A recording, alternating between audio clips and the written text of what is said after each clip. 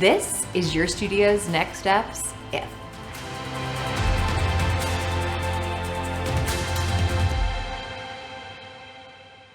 Conflict. It's inevitable.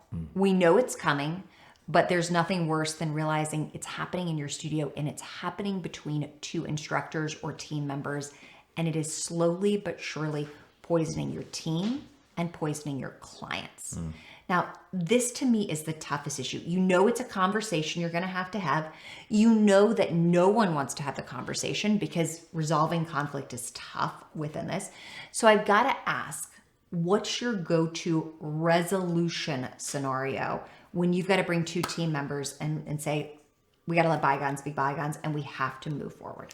Well, first and foremost, scheduling them where they're not at the studio at the same time. That's such a smart thing. That does make a big difference. That, like, making sure that their paths do not cross until there is a resolution to the conflict. That would be the immediate action as soon as I find that information out.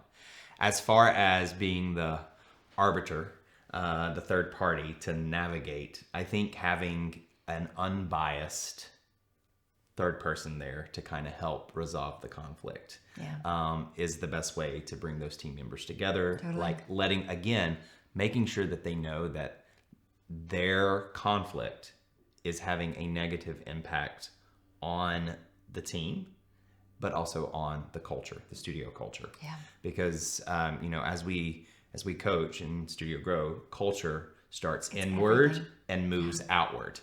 And if your team, if it gets to your team and there is toxic culture with your team, it's going to bleed over into your clients. Totally. And then that's going to hinder your ability to scale.